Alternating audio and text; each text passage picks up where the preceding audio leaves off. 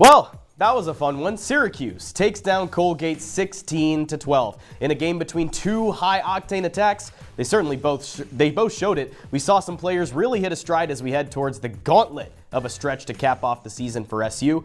Most importantly, Syracuse as a whole is finding its footing. That's what it's all about. That's 4 wins in a row, and this one against a ranked Colgate squad. Me and my analysts are ready to break it all down. It's Orange Press Pass, and it starts right now.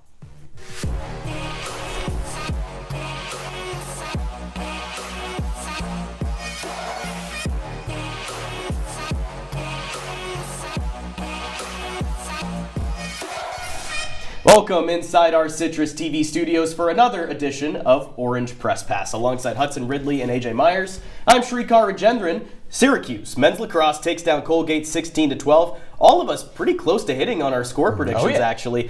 But it was a little close for comfort, especially in that second half. Hudson, what's your first thoughts? Well, we exactly expected that, but the main reason why this wasn't a Colgate comeback is because Joey Spallina shut the door. And my first thought is, this is the prime moment for Joey Spallina in a real prove-it season. Coming into the year, it kind of felt like, well, the first 2 years were a bit of a letdown, and he hasn't proven anything in the postseason. But we now can expect a big game, Joey Spallina in the biggest moments, 11 points, a career high. That is what I saw today. What I'm most impressed by is the offense. And I'm going to take this from both a Syracuse and a Cornell perspective. Cornell's a really good team. Those Connor brothers, I mean, they can play some lacrosse. They're also massive guys as well. They had a really strong game today. Both sides had 49 shots apiece. It was a really entertaining game of lacrosse to watch. Maybe a little bit too entertaining if you're a Syracuse fan, though.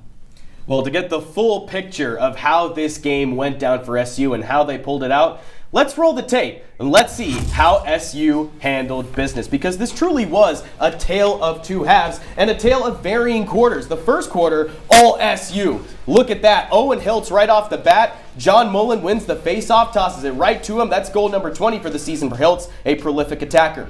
But on the other end, Colgate was able to respond. That's Ryan Favaro on the man up, Rory Connor on the assist, Hudson in what is a little bit of a back and forth here. At least Syracuse was able to find some offense. Yeah, they certainly were, and when the offense was humming, it really was. Spallina and Hiltz today combining for that 200-point mark. They were phenomenal.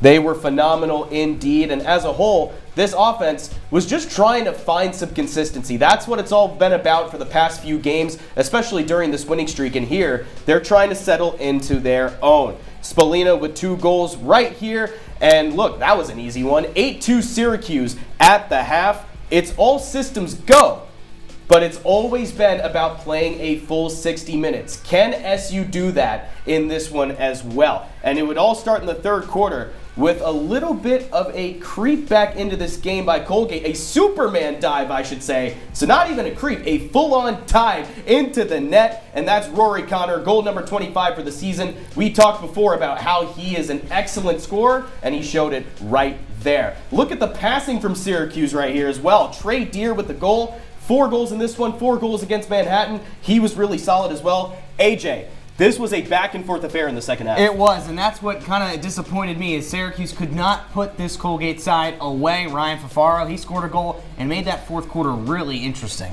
It was really interesting indeed. There's another Colgate goal. This time it was Rory Connor in the fourth quarter to bring it back down to 2.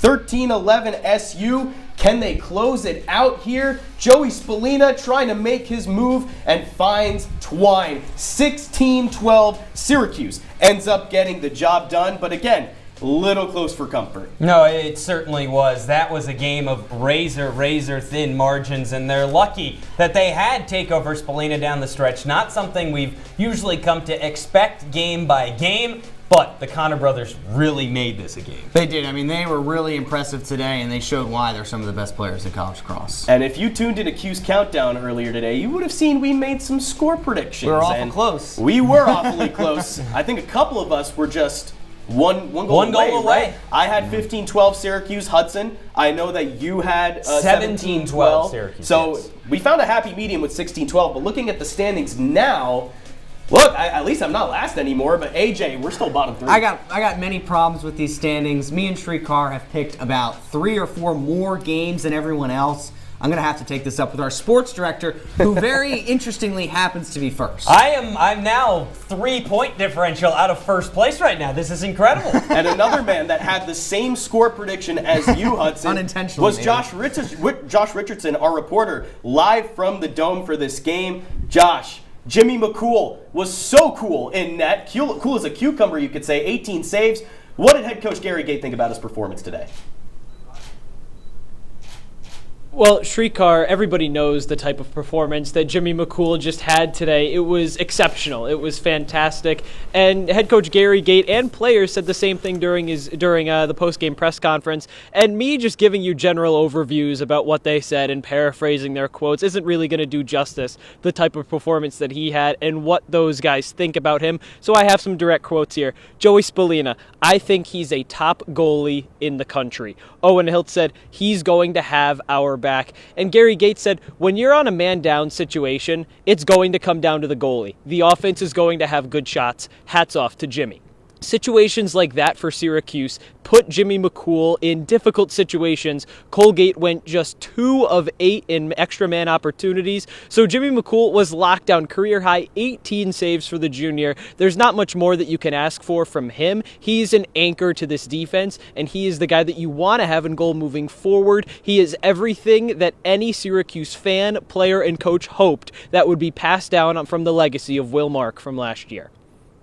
Well, Josh, a couple days ago on Tuesday, Trey Deer had 4 goals against Manhattan. That was a career high. He's now in the starting lineup after that Johns Hopkins game, and he has 4 again today, 8 goals in his last 2 games.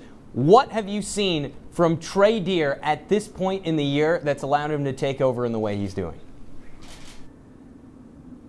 Well, he's a stud, point blank, period, right? I mean, this is a guy that's really seen an increase in volume and an increase in usage since Finn Thompson went down earlier this season. And since then, he's been fantastic. I mean, you mentioned Johns Hopkins, you mentioned Manhattan earlier this week, 8 goals in his last 2 games. What I've seen from Trey Deer is that he's going to be the guy that could see a significant uptick in usage when everybody's healthy as well. He's been that good this season. His chemistry with the entire offensive unit, Hilt, Spallina, Michael Leo in the midfield, Sam English, is off the charts. He may only be a sophomore, but he deserves to be in every single conversation for talent, for production, with that entire junior class that everybody values so highly here at Syracuse. And what I really see out of Trey Deer is that this year he's going to be the same type of player. He's going to step up when needed. And if he sees more volume and usage this season, he's going to be that guy. But I'm looking forward to next year, right? When he's a junior, Owen Hiltz is going to be gone. That's a guy that just scored a hat trick in the first quarter today. Trey Deer, next year, he's going to fit in with this offense seamlessly. The production is going to be there. You're not going to see any regression from this Syracuse offense when you lose Hiltz and because you bring in Trey Deer. Josh, the last time I spoke to you, you didn't have anything to eat yet, so I hope you got some good food in you. Also, what I'm really wondering is why couldn't Syracuse close this game out? That fourth quarter they made really interesting. Well, AJ, thankfully, at the end of the game, the press box next to Media Row was open. I got some good chicken tenders and a nice double chocolate chunk cookie in me.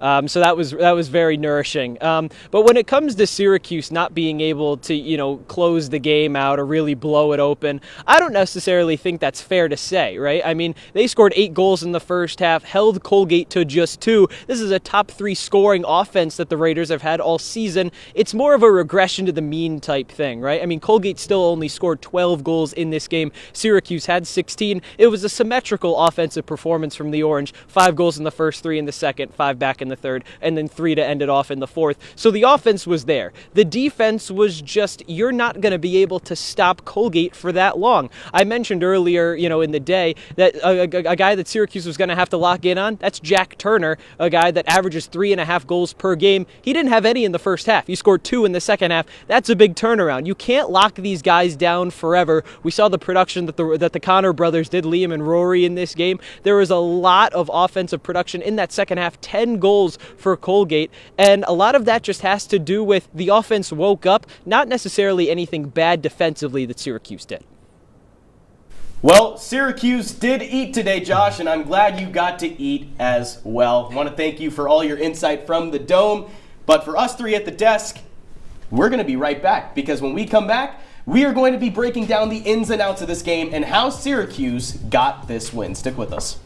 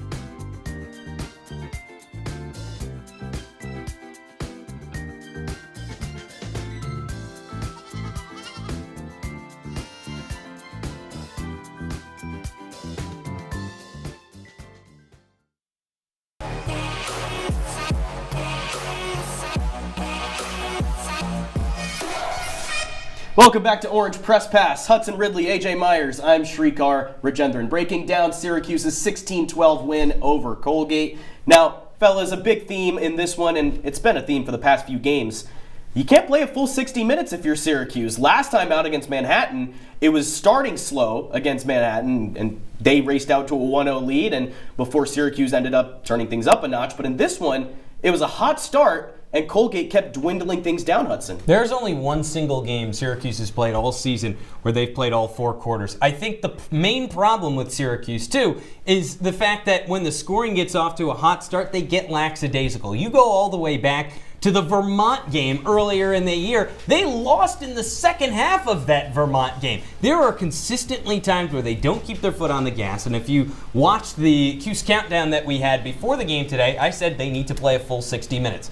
Well, they didn't play a full 60 minutes. They still got the win, but it makes you think, okay, well, when you go up against some of these better teams, right, that you have down the stretch, you have a gauntlet. If you don't play 60 minutes, you can lose to any single one of those teams on the list. Especially ACC teams. That's where it gets really concerning for Syracuse. And the way I look at it today, at halftime, it was 8-2. Syracuse lost both the third and the fourth quarters. That just can't happen. I know they still scored goals, but especially at the end of that third quarter, you really could have put the game to rest, bring in some reserves, and kind of cruised your way in that fourth quarter. But this team just didn't do that. Yeah, and it varied by quarter. The first quarter, you're kind of on it. The third quarter, they start creeping back in, and then you can't have this type of inconsistency. It just can't happen. No, eventually, it almost happened last year against UNC. They had a big lead on UNC, and they almost blew it. Eventually, it's going to happen again this year. Yeah, and I mean, if you look at the first half versus second half totals throughout the year as well, you pay attention to that Maryland game where, there was creepings of it in Vermont. Maryland, it really reared its ugly head. It's the reason why they lost. A lot of those 8 goals in the first half of Harvard were because they came at the end of that first half. And that provides momentum. Exactly. They carried the momentum into the second half. That first half, second half split against really any team they play this year is so drastic. Championship winning teams do not do that. So if Syracuse wants to win a championship or at least get to Memorial Day weekend, that needs to be fixed. Well, one thing that championship teams do is play airtight defense, and that's something Syracuse did in this game for sure. Throughout this game, playing airtight defense, they did let up 12 goals, so the metrics don't exactly align with the eye test, but AJ,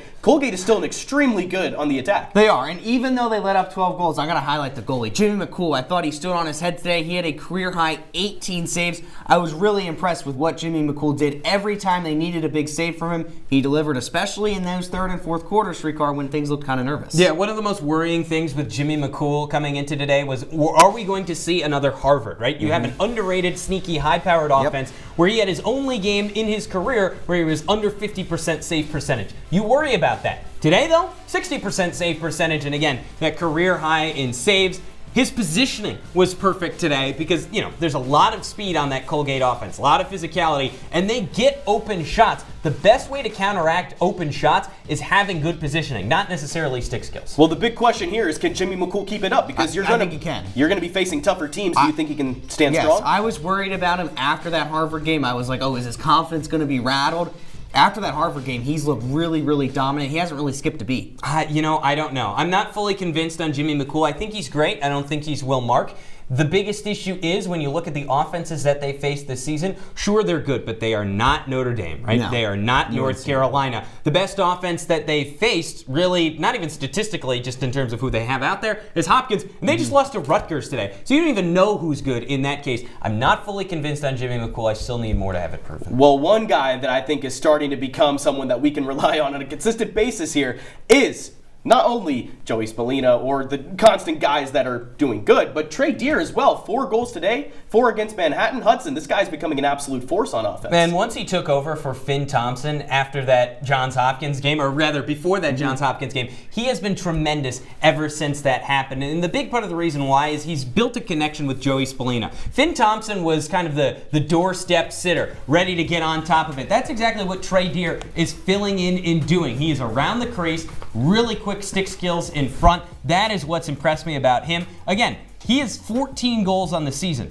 8 of those are in his last 2 games. 8 of those are in the last 5 days. What he has done over that stretch of time has really shown what he can be, but now it is time for him to prove it against some of those better teams. Yeah, hat-trick today, 4 goals in the last game. I really like what Josh said, filling in that Owen Hiltz role. I know Owen Hiltz is still here, and Syracuse will definitely need him at the stretch end of the season, but I think Trey Deer fits that same mold as Owen Hiltz, as a guy who you can really lean on late in games to maybe get goals.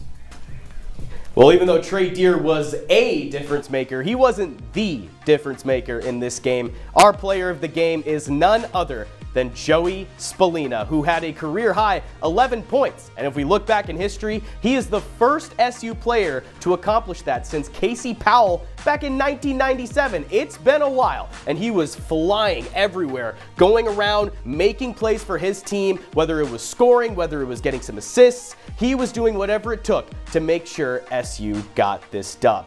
And when we come back on Orange Press Pass, we're going to be looking a little bit more big picture. Stick with us, and we're going to go around the hill. We'll see you there.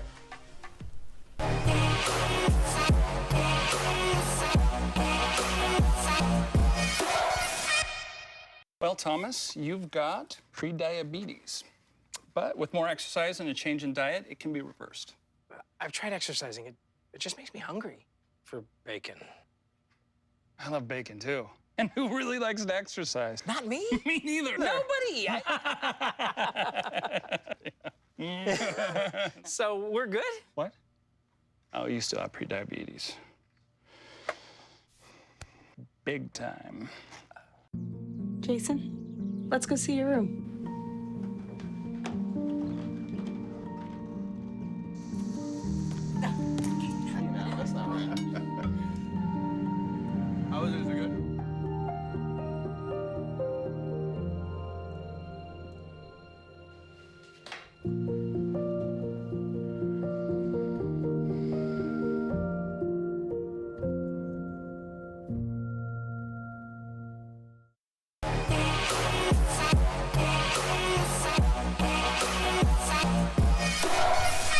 Welcome back to Orange Press Pass. That's Hudson Ridley. That's AJ Myers. I'm Srikar Rajendran, still breaking down Syracuse's 16-12 win over Colgate, but we're going to put the game on hold for a second because there's been a lot of action happening around the 3-1-5 today. I especially look at that women's lacrosse game, Hudson. Syracuse taking down Loyola. Yeah, a couple of days ago, going to Maryland on the road against a team you really always have to worry about in Loyola. Took care of business. It did get a little hairy at the end, but Emma Ward, a fantastic game in that win. A big win for Kayla Trainer's group. I'm looking at softball. They just finally got home after being on the road nearly the entire start of the season down south in warmer weather, but they got a really, really tough Clemson side, and unfortunately today they lose 10-0. Yeah, back-to-back losses for them. Another game tomorrow. They did walk off Niagara, though, on Wednesday, and then a couple minutes later in the doubleheader, beat them 15-0. So Syracuse softball is still a pretty good year for them. Always a fun team to watch. Oh, yes. Always a fun team. And there's also some fun teams going on around the NCAA because I don't know if you guys have checked your calendars, but yes. Hey, oh, yeah. It's March and we sleep in May, which means there's always some action going on. But even in the lacrosse world, you look at Michigan and Maryland, that game went to triple OT, and Michigan able to topple the top dogs. Yeah, that was an absolute shocker. Maryland's defense is great. The one snag that they have is just the lack of firepower on offense. If you had told me any team on their schedule could beat them, I'd say, I don't know, but it certainly won't be Michigan. Well, I was dead wrong. Michigan 11-10, but how about that Army-Boston game? Army, one of the last three undefeated teams alongside of Maryland. They lose today, also in overtime against a BU team that last year beat them as well during a great season. Feels like every weekend in college lacrosse, there's always some kind of upset. And Cornell, even they today had a battle with Yale. A team I'm looking out for is a team Syracuse plays next, Virginia. I know Utah only has one win on the year, but it's still a good Ute side. I think UVA is starting to build up a lot of momentum and steam. It's going to make for a very interesting matchup next weekend. They will be ranked when that game happens, certainly. Well, fellas, let's center ourselves back on this game for just a second, because there was a big play in this game that really had a lot of sentiment behind it. Joey Spallina and Owen Hiltz both notching 200 points on the same play. Hudson, I think that's a big testament to both of their careers in an orange uniform and the legacy they've left. Well, especially when you look at Joey Spallina, whose legacy at times is a number 22, can be under question. But I think the biggest thing for Joey Spallina is the fact that he was the second quickest player in Syracuse history to reach that mark, and the fact that he does it at the same time as Owen Hiltz is great, because Owen Hiltz does not get the credit he deserves as the leading scorer of this team and the leading offensive threat, even with Joey Spallina putting up those points. Owen Hiltz is the go-to guy. I love that they both got For me, Owen Hiltz is almost the glue guy, and I love glue guys. I really love everything Owen Hiltz provides for this team. He's so underrated, and these stats, I don't think people realized how many stats he has and these kind of numbers that he continues to put up. Of course, with Spallina, we know that he's kind of always going to be getting these kind of numbers, and he's still got another year on the hill, which is By crazy. the way, look at the games. 59 less games that Joey Spallina did it that in. is no disrespect to Owen Hiltz. He's No, still an incredible player. It just shows how good Spallina is. And it's wrong because my math is incorrect on there. That's It's okay. I'd make it 69 games. I was never that good at that. Nice, Hudson. Well, anyways, in this game, you saw a lot of action, and we saw Syracuse come out with a W.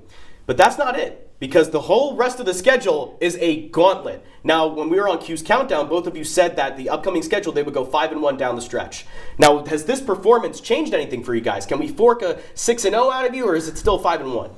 I don't think you can get a 6-0 out of it. No, certainly not. The second half really worried me, and I think, no matter who it is, I think it's going to be Cornell, but it could be any of those ACC teams. I do think Syracuse is going to slip up at some point this season. It's just bound to happen. I feel a little less confident in their matchup against Notre Dame. I did have them winning that game. I still have them winning that game. I don't think they have a snowball's chance to beat UNC at this point with how high-powered and consistent that UNC offense is. That's the key word. Virginia inconsistency. You can beat them there. Notre Dame, same deal. Cornell is plagued by that in mid-game situations, just like Syracuse. And Duke, we really don't know much about them. The one thing that we know about UNC pretty regularly is that they are consistent, and consistent teams can beat Syracuse in very consistent ways. And you look at that plus minus, plus 57 for the Tar Heels. That just shows how strong they are on both sides of the ball. I just think there's bound to be one slip up. When you have that big of a schedule, that gauntlet of a schedule, you're bound to lose at least one. But I said this on Q's Countdown, and I'm going to say it again because I think it's important. All these games are on weekends, no midweek games. So each time that they play one of these opponents, they'll have a full week of preparation. I think that's a big deal. That's something they did not have last year with Notre Dame and Cornell. It was Notre Dame on Saturday and then Cornell on a Tuesday. They lost both of those games. I think a lack of preparation played a factor in Well, that. fellas, these are the picks. These are the picks. Yes. Do you have them winning the same games, losing the same games? Does everything look shipshape? I think you could put that one loss anywhere for me. Really. I think it could happen anywhere. I stand by it. I think you could put that loss on Notre Dame or UNC. I feel pretty confident still against Cornell. Well, our analysts have made their picks for the rest of the schedule, but when we return on Orange Press Pass, it's time for our analysts to officially sound off on this game. Stick with us to see what our analysts think.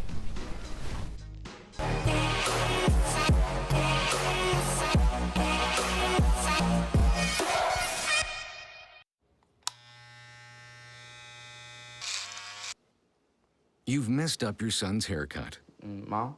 Do you A, try to fix it, Like it never happened. B, work with what you got, or C, show solidarity? Thank you, babe. As a parent, there are no perfect answers. But you don't have to be perfect to be a perfect parent. Thousands of teens in foster care will love you just as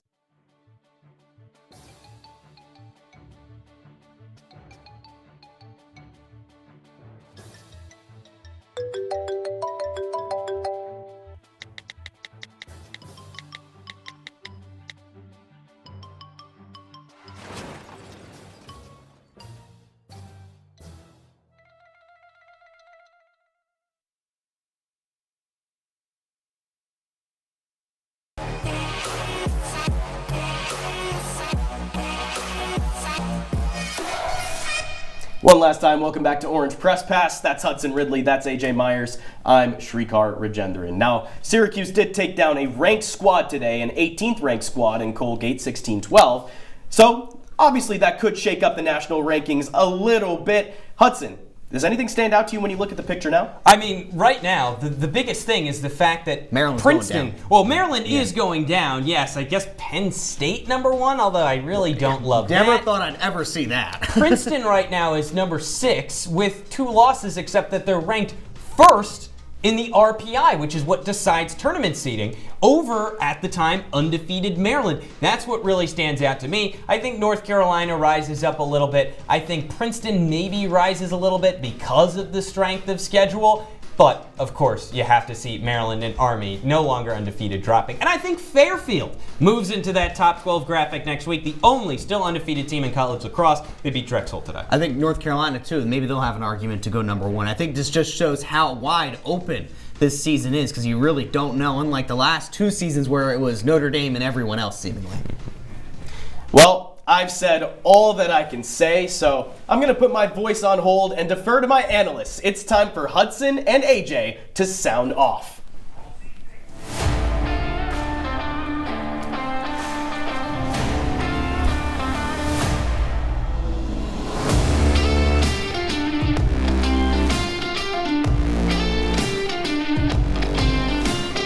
Listen, it's time for Syracuse to lock in. I understand that the games that they've had in recent memory, they have been on a tear. But like we talked about, they cannot play a full 60 minutes of lacrosse, and sooner or later that will bite them. Virginia is a team that is receiving votes. They will sneak back into the top 20, and that offense is still dangerous to hang with anybody. You have Cornell and Notre Dame back-to-back, very losable games, and then Duke and North Carolina to finish out the stretch. If you do not lock in now and play full 60 minutes of lacrosse, you could slip up and lose 2 games. And if you lose 2 games, you are not making the NCAA tournament. That would be an embarrassing way to end Owen Hiltz's career. I like where they're at right now, but the final thing that they need to fix is a massive, massive issue. And Hudson, not making the NCAA, not making the tournament in general will be a massive failure for Gary Gates' group. And if they want to make sure that they secure that spot, they got to play a full game. We had 2 shows to talk about this, and they still haven't really fixed it yet. There's too many lapses in this offense. It looked really good at some points, but there's other times where it just falls asleep and is way, way too stagnant. There's examples where they're on the man up and they just should score goals, but they don't. Too stagnant. They always got to have their foot on the gas. There's no reason this offense shouldn't be scoring 15-plus goals every game. They got to blow teams out of the water. And now, unfortunately, you're kind of done saying that, because now the schedule has gotten a lot tougher with these ACC teams and Cornell. Well, the next time that you see us on Orange Press Pass, it may not be our faces, but Syracuse will be taking on Virginia next Saturday. Fellas, is there any early key statistics that you're looking at for this matchup? I mean, don't let Virginia's momentum get in your way of this game. Dominate at the X like Johnny Mullen has been doing. Virginia, for a team that is, so talented, under 50% face-off win rate, and they have not played very solid teams. 5-4 right now. That record is not fooling anybody. No matter how much talent they have on their team, they're very beatable. Just don't give them the window to win. Yeah, don't pull a Harvard. You gave Harvard the window to win. Even though UVA has struggled this year, you can't underestimate them. They're still a talented group. They're still in the ACC, and if Syracuse has an off day, they absolutely could lose. Can I get an early score prediction for you guys? Well, we were pretty good today with score predictions. Yeah, I keep feel rolling. I feel like maybe a low-scoring 12-9 Syracuse win. Give me a 14-9 Syracuse win. I'm along those same lines. So we're rolling on the defensive side of things, I think AJ. so. Hudson, maybe you think it's going to be a little bit better. Last year's game was thrilling, too. That was an incredible game. Both teams have kind of shifted a little bit. Yes. Syracuse a step forward, Virginia a leap back. Well, it's going to be telling what Syracuse does down the stretch, especially after this game against Colgate, but a promising sign, if anything, a very, very promising sign of things to come. We want to thank you for joining us on Orange Press Pass. For Gabe Perrin, our executive producer, and his whole crew, that's Hudson Ridley, that's AJ Myers. I'm Srikar Rajendran, saying so long, thank you for tuning into Orange Press Pass, and we hope you have a great night.